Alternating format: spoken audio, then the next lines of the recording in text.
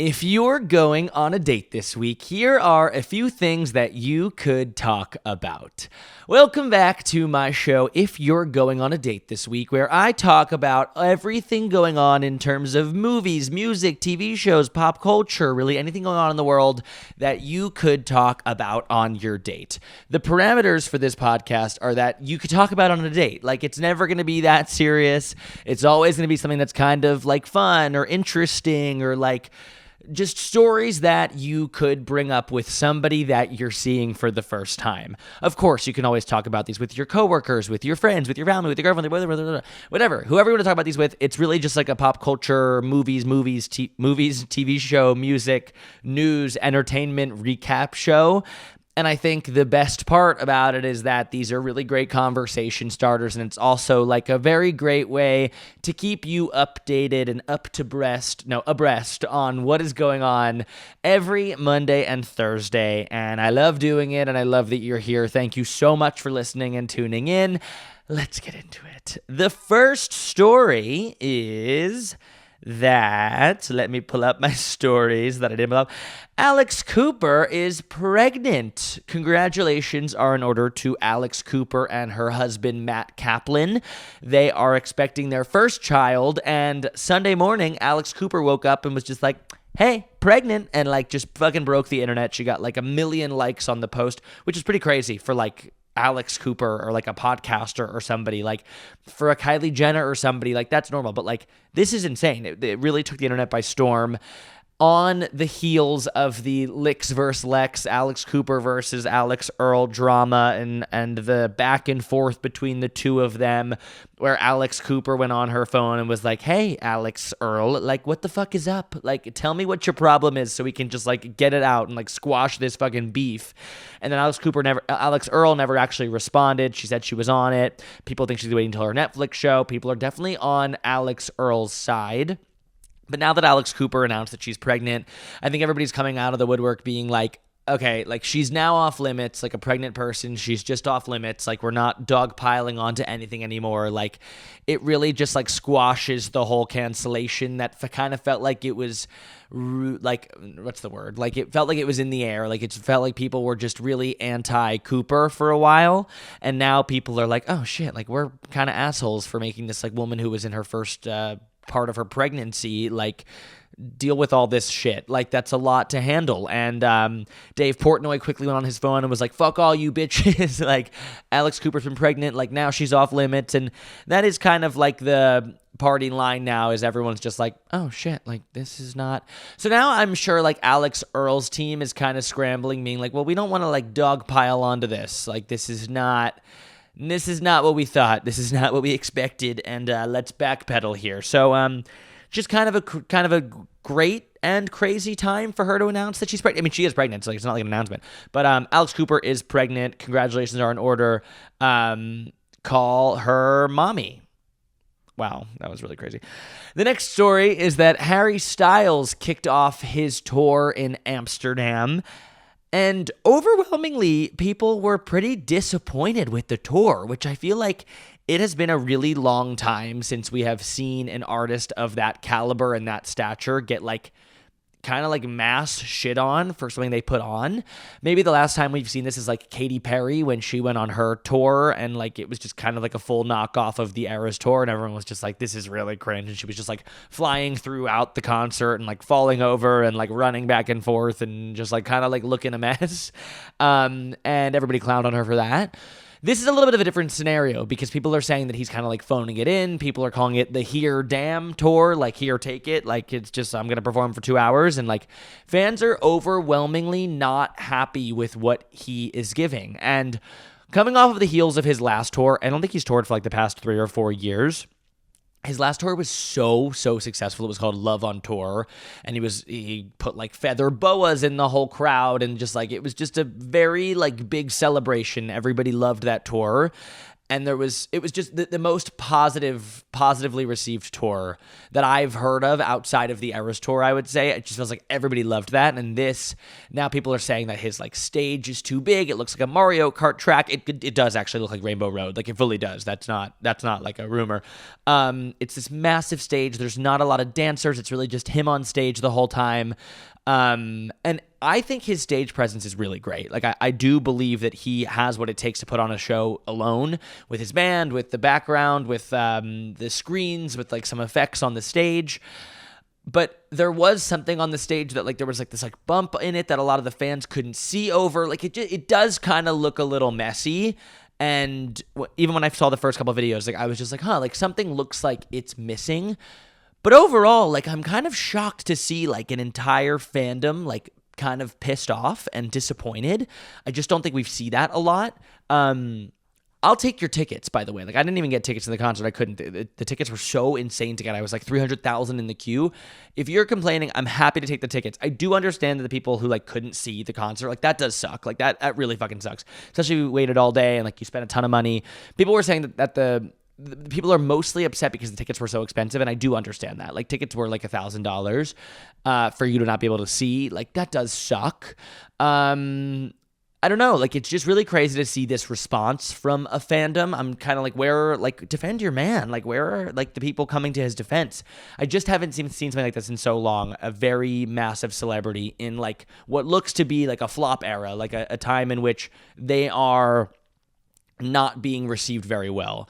I still really want to go. I think he seems great live. And I think it's the first show. Like, I don't know. I feel like the energy level and the kinks and the quirks get kind of like figured out over the first couple shows, and like by New York City, it's going to be an amazing show. The stage is also going to look different. Like it's an MSG versus like a massive stadium. So, I'm curious to see what he does there. And I will be going. Like, there's 30 nights in New York. The fact that I couldn't get one ticket for 30 nights is insane. So yeah, like it is crazy to see this response on a massive tour. And I just think like his fans need to give him like, I don't know. I just think it's crazy. Like people are really, really upset. Overwhelmingly upset. I have not really seen a lot of positive things being said. I went on my TikTok and was like, give the man a break. And people were like, no. I was like, okay, fine. Never mind. Actually, I don't want to do this. Never mind. The next story is that Taylor Swift is inviting guests to her wedding by phone call. There is a report that is now widely shared that she and her team members are inviting people to her wedding by phone instead of by invitation. I'm assuming, so it's that invitations can't get leaked and the date and the location can't get leaked. And if it's over phone, like you write it down, and I'm sure it could still get leaked, but I'm sure this is a better way to do it. Kind of crazy that this is like imminent, like that she and her wedding are going to be very soon. She's been in New York the past like whole week, and every single night she's gone out to a restaurant, and it just causes absolute commotion in the city. And it kind of creates this like really fun air in the city. Like you just never know where she's going to be. She was at Via Carota. She was at a new place called Oresh. She was at a wedding. Like she was at Zero Bond. Like she's everywhere in New York, and she just kind of like comes here to be seen and be photographed and let her fans know that she's good and she's well, and like show off a couple looks and show off Travis. And it's kind of fun to watch. And I'm always here for whenever she's in New York. But I haven't got my phone call for the wedding yet. My ringer is on. I'm leaving my phone off of Do Not Disturb just in case anything comes in. I haven't heard anything yet. You will be the first to know if I do. I'm here every Monday and Thursday, so you can find me then. I'll keep you up to date if I get an invitation or a phone call. Sorry, I'll let you know. The next story is that Kendall and Kylie and Timothée and Jacob Elordi, Kendall Jenner, Kylie Jenner, Timothée Chalamet, and Jacob Elordi were spotted on a double date together. They were like avoiding paparazzi in the most insane way. They were all in a car together, and they were all like putting windows up and like trying to like, so crazy that like the Timothée Chalamet and Jacob Elordi of it all, like I would never imagine that they would be friends, but at the same time, like they are like the it actors of the time. So like it does make sense that they're in the same friend group. just so crazy that like two of the most successful actors right now, Timothée Chalamet and Jacob Elordi, are dating Kendall and Kylie Jenner.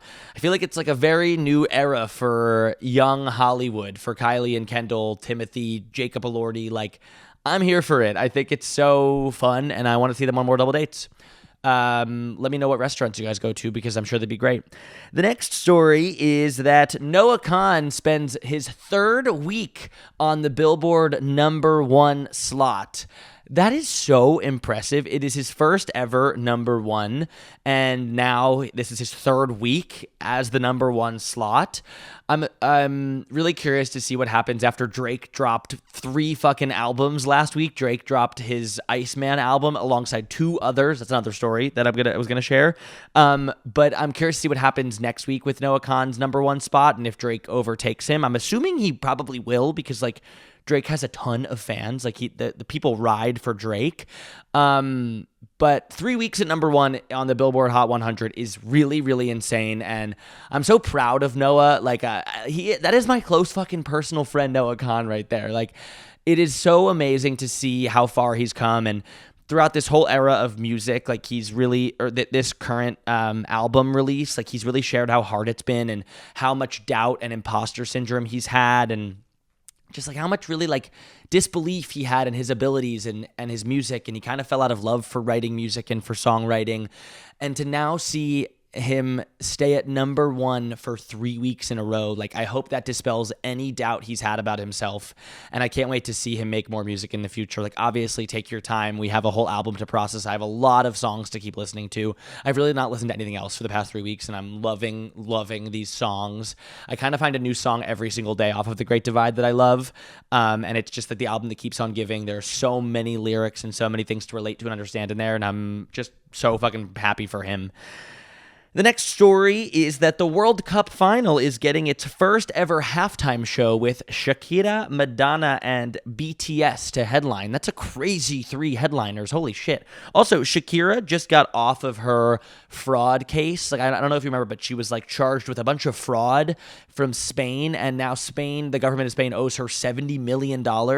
And she said there was never any fraud. So good for Shakira. I'm proud of Shakira. I think that the World Cup halftime show sounds like a ton of fun. I can't wait to watch. And I love that they're doing more halftime shows. Like, I feel like everything should have a halftime show. More halftime shows. The next story is that Drake dropped 3 albums. We already discussed that. Iceman and 2 others. I don't really know what's going on there. I feel like it's so crazy to drop 3 albums at one time. That's so much music for people to... Like, I feel like Noah Kahan dropped an album of like 21 songs, and I'm still like, whoa. When Taylor Swift dropped the Torture Poets Department and it was 31 songs, I was like, holy shit. Like, that took me like a year to process all of that music. Like, it was so many different songs, so many different like emotional states and meanings and stuff to understand and like listen to and like relate to in different ways in your life. And I feel like dropping 3 albums is crazy. Like, that's chill. Literally, Iceman. The next story is that Dylan Sprouse is expecting. Congratulations are in order for Dylan Sprouse. The Sweet Life of Zach and Cody star is having a baby. A lot of baby news today. The next story is that Pete Davidson has reportedly left his girlfriend after 3 months of having their baby. Like, does it get any worse than that? Yikes. Not good, Pete. Not good. That's all I have to say. I don't have much to say about it. But now you know that happened. Now you know that is what happened in that scenario. The next story is that James Charles, who is an internet personality, went on like a crazy rant at this fan who reached out to him, DM'd him being like, hey, I've just gotten fired from Spirit Airlines. Like, I know that like you're a good person, and I just was hoping you donate to my GoFundMe. And he was like, are you fucking kidding me? Like, go get a job, you stupid bitch. Like, truly some of the craziest shit I've ever seen an influencer do. And he is rightfully getting canceled for it online. Like, nobody is on James's side. Nobody. Like, everybody's like, you actually know nothing about the world or how the world works. Like, you are like so obnoxious and so fucking like, what's the word for when you're so in your like tower, like so above it. Like, it's just, it was such a crazy video. Well, probably one of the craziest, if not the craziest influencer video I've seen. Just like yelling at this girl for 3 minutes, being like, How could you ever expect me to donate to your GoFundMe, you stupid bitch? Like, it was nuts, nutty, nut behavior. And he's rightfully so, like, being very much canceled by the internet for it. I started watching the show Off Campus, which has taken the internet by storm. It's this new show on Amazon Prime, and it's great. It's great. I'm 2 episodes in. Mostly everybody else has finished the show by now. It came out, I think, last Wednesday. 8 episodes dropped, and I have some catching up to do. But so far, it's great. I recommend if you're into, like, those types of shows, watch with your girlfriend, watch alone. Like, it's just a show that's very popular. Everybody's talking about it, and I'm assuming if you're going on a date with somebody that they are going to be watching it or have already watched it. And what else? Let's check Twitter and see what else, as I do every end of episode, to see if there's anything else that I need to tell you about. There is a new show called Lanterns about Green Lantern. Ariana Grande's new song Hate That I Made You Love Me comes out next Friday. She teased a snippet of it. Here it is.